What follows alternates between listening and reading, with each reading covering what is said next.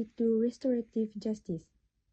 Restorative justice ialah satu pendekatan yang fokus untuk memperbaiki kerosakan akibat kesalahan, bukan hanya menghukum pesalah. Tujuan utama, membaiki hubungan, mengembalikan maruah dan nilai setiap individu dan melibatkan mangsa, pesalah dan komuniti sama-sama mencari penyelesaian. Kenapa restorative justice penting? Kerana selepas 25 tahun bergantung pada sistem undang-undang biasa, jelas bahawa undang-undang sahaja tak cukup untuk membentuk tingkah laku baik. Proses mahkamah terlalu jauh daripada kehidupan seharian masyarakat dan hukuman yang keras tidak selalu mengubah tingkah laku. Oleh itu, restorative justice memberi pilihan yang lebih manusiawi dan membina.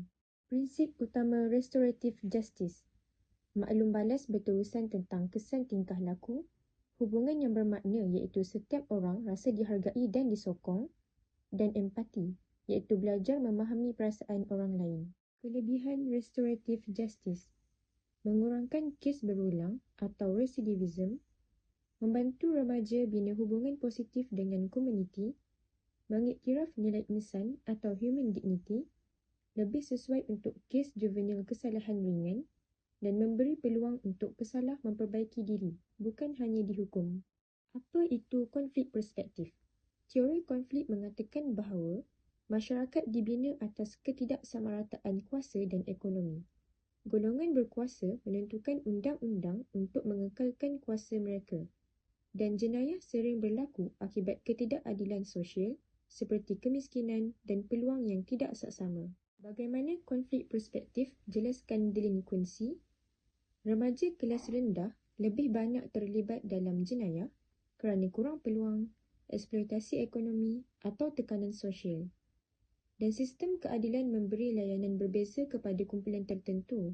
Contoh, orang kaya versus miskin, lelaki versus perempuan, dan white versus non-white. Kembangan konflik perspektif kepada dasar sosial menunjukkan bahawa struktur peluang dan eksploitasi ekonomi menyebabkan jenayah kelas bawahan.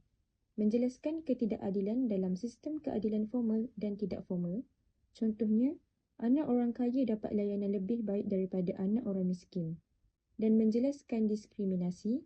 Contohnya, layanan berbeza kepada lelaki berbanding perempuan dan white berbanding non-white youth.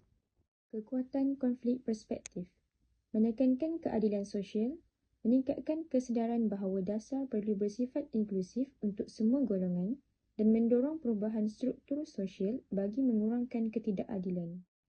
Kesimpulannya, restorative justice ialah penyelesaian yang lebih baik, berfokuskan pemulihan dan hubungan. Manakala, konflik perspektif pula bantu faham punca delinkuensi dari sudut ketidaksamarataan sosial.